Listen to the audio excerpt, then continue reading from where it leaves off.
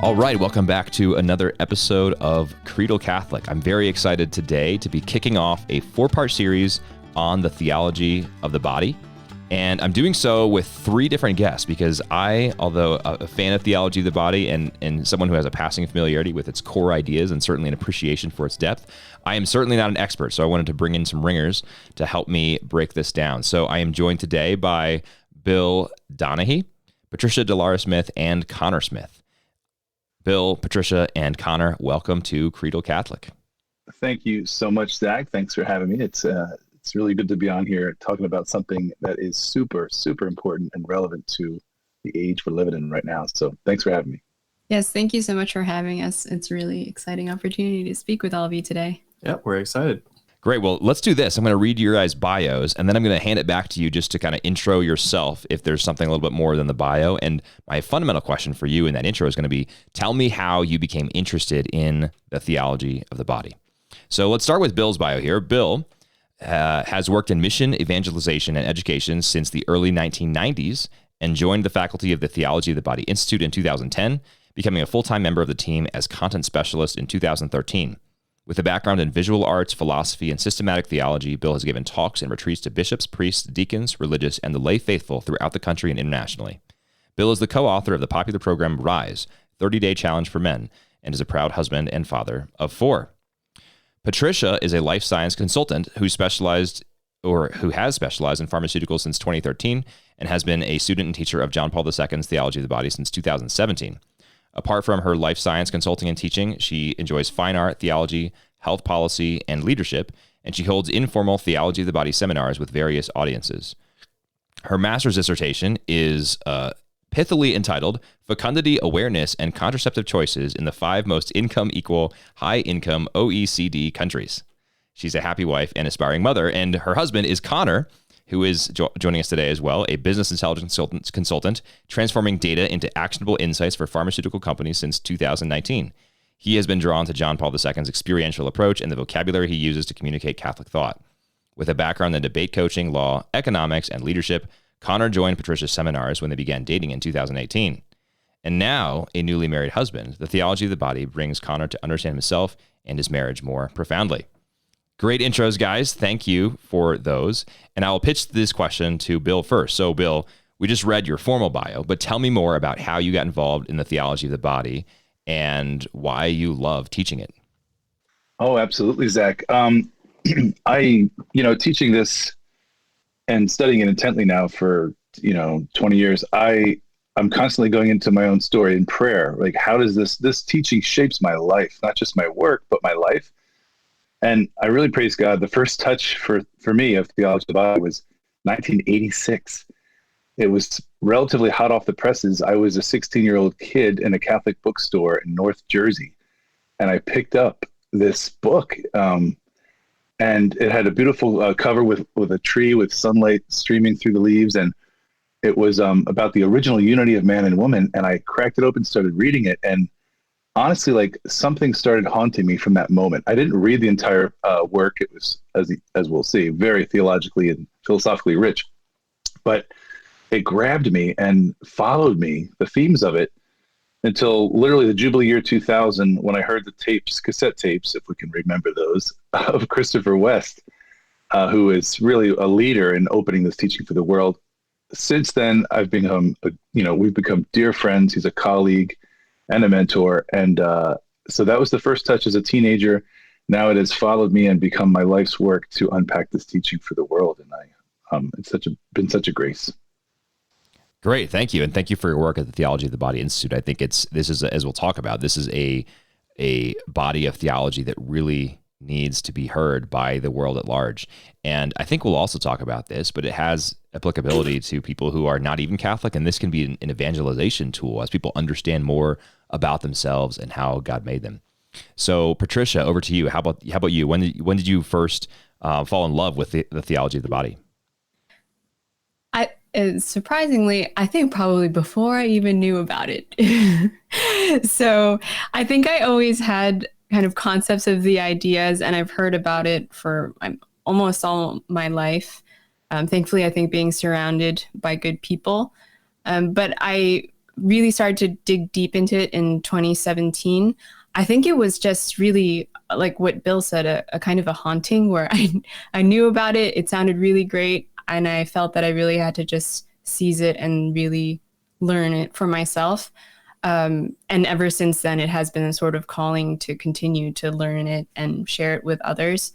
But I would say, too, that probably because of my interest in health and my background in health, I knew that the body was always something very important. And then with my faith as well, bringing that together and having an account of it from John Paul II would be just something amazing to get to know. So I think that's how it all came about in brief. Great. And how about you, Connor? Sure. So I'm probably the relative newcomer here. I started getting into theology of the body about the same time that I started dating Patricia. I started attending some of her seminars. And it was always one of those works that like every other person had recommended to me that I need to read and understand. But it was only until I started reading it that I started to more appreciate that. I'm a little bit more pragmatic minded when I read things, and I wonder how can I use this or use it to talk to somebody else. And I just appreciate the unique experiential perspective that JP2 has when he talks to people. And I think that's a vocabulary that a lot of people now who don't necessarily agree with a lot of his ideas will also use, incidentally enough. And I think it is a really effective way of talking to people about things that I find important and true, and a way of potentially convincing them of the same. Yeah, I totally agree with you. And I like your point about how things need to be experientially linked to be understandable, right? I mean, it's fun and it's great to be able to have a deep philosophical conversation about existential realities, but it's really important, especially in evangelization, especially in helping people live out their faith, to give them language that helps them realize this is something that applies to them today. So I like your point about that, Connor, and I think the theology of the body, based on what I know of it, really does that well. And I think John Paul II was really good at that. Had a very good sort of pastoral approach and was well familiar with what people needed to live out their faith. Well, let's dive in a little bit here. Let's unpack, maybe in a 3-minute summary, what the theology of the body is all about. And Bill, since you have been teaching this for years, I'm going to throw this question to you and give you the challenge of packing the theology of the body into a 180-second soundbite. Okay, Zach, so 180 seconds to unpack what John Paul II took 5 years to do. Thanks for the challenge. You're welcome. Here we go. Yeah, elevator pitch. Essentially, objectively, the theology of the body is a biblical catechesis. It's a meditation on scripture of human embodiment. Our maleness, femaleness, to be made in the image of God. What does it mean? So John Paul II, by quoting over 1,000 passages from scripture, the word of God, with his own philosophical understanding, right? The words of man, so to speak, experience, phenomenology. He connects, in a way, heaven and earth, the theology of the biology, and gives us this beautiful understanding of what it means to be a person in the visible world, how we image God through sacramentality. The theology of the body is a collection of over 130 audiences that John Paul delivered from 1979 to 1984. So that is objectively what it is. It is also Humanity 101. Condensed, it is the meaning of life, the identity and the mission of the human person, and I cannot wait to unpack it further in this series. Great. Sounds exciting. Yeah, I appreciate that elevator pitch. I think you did a pretty good job, and you kept it high level, right? Which avoided going 13 years rather than 3 minutes. So, so I think my next question is, and this is an open question for anybody here: how did the theology of the body come about? Or maybe I should ask why it came about. So it was these general audiences, 130 of them over a span of years. But why did John Paul II make this one of his signature contributions to the church? What was going on? What is going on today, perhaps, that makes this such an urgent and timely teaching? Sure. And let me clarify. He delivered 129 audiences from St. Peter's in Rome. We discovered 135 were actually written. There are 6 undelivered talks on the Song of Songs, which are astoundingly beautiful. So essentially, it's about 135 audiences. But it came about as a book, actually. In in 1968, St. Paul VI wrote Humanae Vitae, on human life, where he reiterated and proclaimed the truth about the human person as called to love and life. So speaking about the contraceptive issue of the day, he, held steadfast to the church's teaching. Now, in the very thin work, Humanae Vitae, he said, to understand the church teaching here, you need to have a total vision of the human person, a total vision of man, an adequate or complete anthropology. Now, he did allude to all the truths that we should understand, so we understand why contraception would be wrong and morally evil. But in that thin deliverance of Humanae Vitae, he didn't give the complete total vision.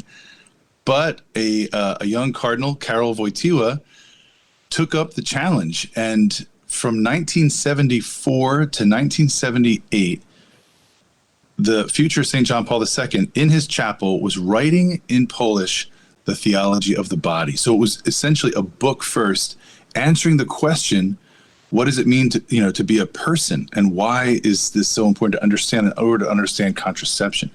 So really it came about as this clarion call to define who we are in the face of a modern world that thinks we can kind of like mechanically define the human person, and we can pull this part out, the fertility, and seek just like the fun of sex. John Paul realized, I got to give the total vision. And so that's how it kind of came about. By providence, he finished the work. Literally, he finished writing Theology of the Body when his predecessor, Pope John Paul I, died. It was in those 33 days of his pontificate that were so brief that he completed the work, then was named Pope, and in that first year, translated his Polish manuscript into those 130-some audiences into Italian and began to unpack them for the world. Totally providential and amazing the way the Spirit prepared him. That is amazing. I had no idea that this was already a manuscript before he became Pope. That's really cool. I thought he was Pope and then decided I'm going to literally pontificate on these ideas and do a bunch of audiences. So that's great. Thanks for that nugget. Over Sure. to you, Patricia and Connor. I'm curious to know, not necessarily all of the core ideas of theology of the body, but to you each, what are some of the most motivating, energizing, compelling core ideas of the teachings of theology of the body? Yes, sure. So definitely, I would start with saying that humans are good gifts that are both entirely physical and spiritual would be primary message that runs throughout the whole work. Yeah, no, I was just going to agree with you there. I think like that life is a gift is a huge centerpiece for JP2, because it's not just, how do you understand different experiences or different ideas, but it's your starting place for understanding the world. And I think he very strongly roots life as gift in that, and it's a pretty big cornerstone for later parts of his thought. And yes, building on that, so if we always remember that humans are good gifts, it's a very good thing to remember, and will help understand the rest of everything we speak about. But the fact that humans are good gifts, always have been and are and will be, regardless of time, culture, and context, is really important. And apart from that, building on, I think one more thing is that our identity as gifts, coupled with our awareness or our reason of that we are gifts, and our freedom as humans, gives us a unique human dignity that meriting that all of our actions should always treat our natural bodies and others' natural bodies as good gifts. So, and it sounds like, I guess, clarifying question on the gift thing, right? So are humans a gift to each other? Are humans a gift to the world? Or is our human life a gift to ourselves from God, or all of the above? I would say all of the above, and I saw Bill was agreeing, so. Okay, perfect. And it sounds to me like, and I know this is the case, but I think sometimes people think that theology of the body is really all about sex.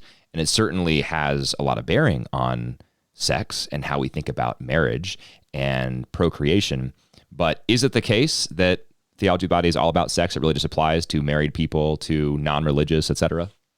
I would say not at all, because even just from what I've said in a short answer, just if you look at yourself and other people as gifts, that will change your mindset about life and everything. And it's not only to do with sex. No, I mean, it's just a starting point. So if you understand yourself as a gift, you have to first understand yourself as like you are a good gift. And that goodness helps you understand yourself and then into relation to other people. So it doesn't necessarily have to be you relating to somebody else in a marital context. It can be any relationship. Right. And but yeah, that key starting point of we are good. And then that goodness is something that we share through that. I'll throw another layer on there, and I would totally affirm and agree with what Connor and Patricia just said. But part of the gift of theology of the body is this reclaiming and rescuing of words and what they mean, because we do often hear, Zach, your point, it's all about sex. What is sex?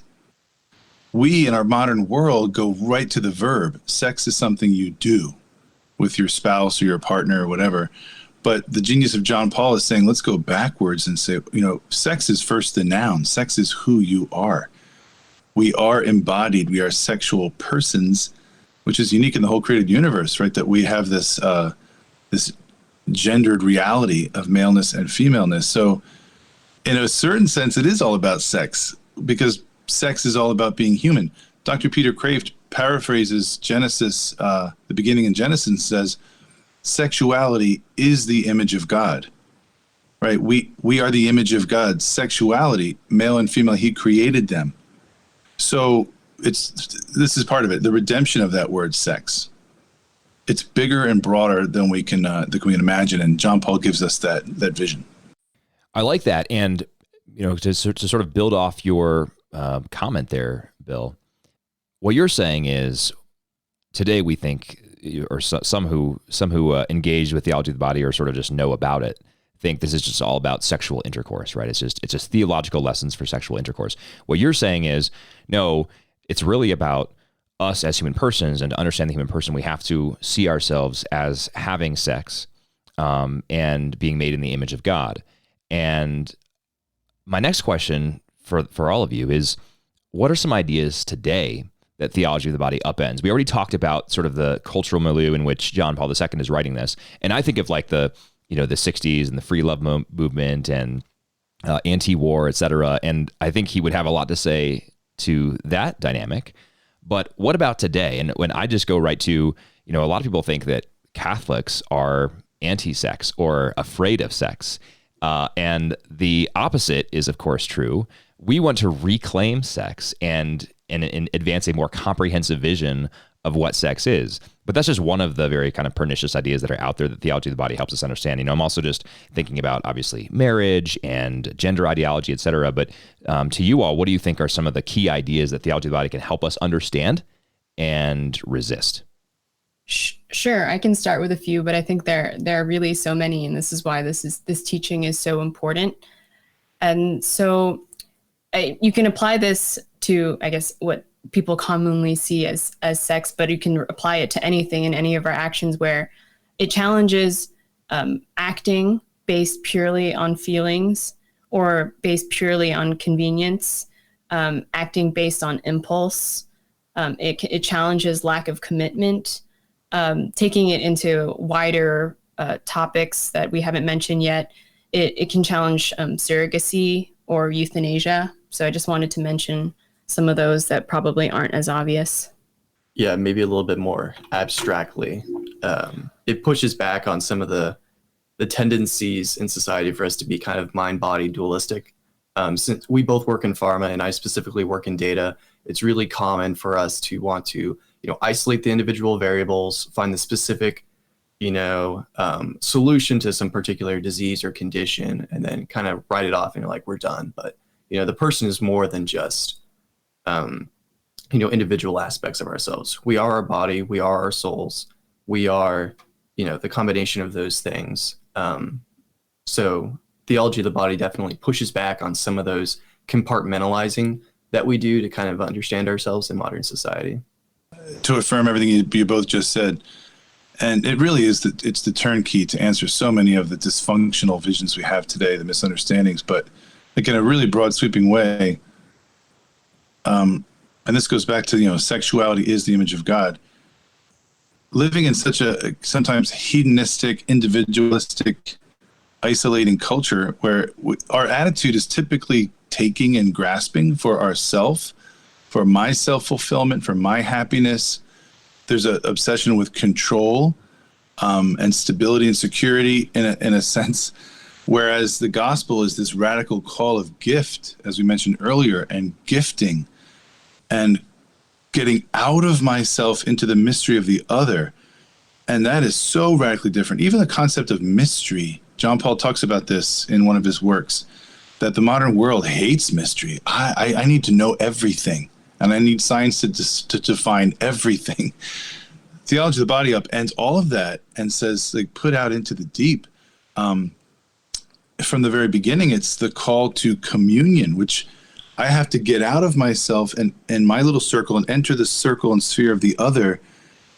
And it's gospel. I lose myself to find myself. The human being is made for relationship, not isolation and independence, but we're made for this radical leap wherein I become more. And it's scary. It's scary as all get out to think, like, wait, I have to die? Yes, die. And then find new life. And so this leap into communion, this is a theme we're going to talk about in this series, the communion of persons for John Paul II, is the eternal dance of Father, Son, and Spirit. And we're made in his image to be drawn up into that dance in a communion of persons. It is a wild adventure. It is it's an amazing journey. And I think, again, in our modern world, all that sounds very unstable, very not secure. Where's my control? It goes back to what Bishop Fulton Sheen would call the divine romance, right? The falling in love. Falling connotes like I'm letting go. And I think we moderns, we're like, well, no, I got to grasp. I got to hold on to this. TOB is it's literally a nuclear bomb in the middle of all that stuff. It just like blows it up and says, you have no idea what you're actually made for. It is amazing. And John Paul's going to lead us into the deep, into that mystery. Yeah, to build on what you were just saying, Bill, and what Connor was saying about how we often we want to control everything. We want to hold on to everything, or we want to just, isolate each variable and treat the human person that way. I think another thing that the correct vision of the human person can help us remember is not just what we're made for here on earth and how we are to live our lives here on earth, but how we are called to eternal life with God, how our souls are immortal. And something that I've been thinking about over the past year as we've grappled with this coronavirus pandemic is how unequipped modern man is for death. And while we certainly shouldn't just be reckless and disregard all public health precautions, we do need to have this healthy remembrance that all of us will die. Dust we are, and to dust we shall return. And the theology of the body helps us sort of situate that idea amidst the tendency of the modern, as you said, Bill, to hold on to everything. I mean, there are several Silicon Valley titans who are trying to unlock the key to aging so that we can figure out how to reverse the aging process. There are others who are figuring out how to upload consciousness to the cloud so that they can live forever, this whole transhumanist ideology. And this work, the theology of the body, flies firmly in the face of all that and says, no, you're not made for transhumanism. You're not made to have your consciousness live forever in a digital cloud. You're made forever to have your soul reside with God. And that's a really powerful idea, that is much more grand in scope than many people realize. Again, so going back to this idea, like this is not just a book or a discourse about sexual intercourse. This is about so much more than that. Oh man, Zach, you're just opening up the door onto more and more, and we're hitting the 30-minute mark. We need 3 years. Okay, this has to be a 3-year-long episode. Yeah, no kidding. You just nailed it. We're gonna, and maybe this is a teaser trailer for the future series here, but John Paul II lays out the human drama by looking at our origin, our history, and our destiny. And you're alluding to the destiny right now. The issue of the modern world is we're stuck in the historical. I don't know where I came from. I don't know where we're going, if anywhere. We have the thin rind of the present moment, and however I can thicken and extend that rind is all that matters. I love that you alluded to transhumanism. It's this growing phenomenon. How can we just it's grasping, it's staying right here. But John Paul, in the genius of John Paul, he shows us the beginning and the destiny in the end. And now we can rest. We don't have to fear death, right? You're right. The pandemic has shown us we are so afraid to die. We've lost the art of death, right? The ars morendi, the memento mori, remember death. That gives us our GPS, our God positioning system, right? We understand ourselves with that. Without it, we don't know who we are or where we're going. Yeah, thanks for that, Bill. And you're right, we are just about out of time. We're hitting our 30-minute mark for this introductory episode. But for my listeners, I just want to talk about what's coming next. So this is going to be a 4-part series, maybe more if there's a lot of interest, and Bill and Patricia and Connor would like to do more.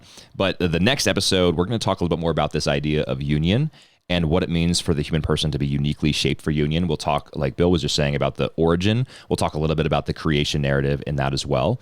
And then the third episode is going to actually talk more about conjugal union, about marriage, about this idea of knowledge and how it sheds light on conjugal union. Talk about how we should think of our sexual functions as simply a mechanical or biological process, and how actually we shouldn't. And then the fourth episode is going to talk more about some kind of lofty ideas, I think, that will go to the destiny point that Bill was just referencing as well. We're going to talk about Gnosticism and Manichaeism, these two heresies that Christianity has rejected. We're going to talk about what it means when Genesis said that God saw that it was good. We're going to talk about the incarnation. We're going to talk about how we reconcile the fact that our bodies are not evil with the fact that our bodies commit evil. And then we'll talk about our final destiny with God. So I'm excited for the journey ahead. Thank you so much to Bill, Patricia, and Connor for joining me. I hope that my listeners will be along for the ride as well. So look forward to the next episode on what it means to be uniquely shaped for union. Bill, Patricia, and Connor, thank you so much for joining me today. Excited for the next episode. Us too. Thanks, Zach. And to my listeners, if you want to reach out based on anything that we talked about in this episode, email me, Zach, Z-A-C, @creedalcatholic.com. I'd be happy to connect you with Bill, Patricia, or Connor if you want to engage with them some more. Until next time, God bless you.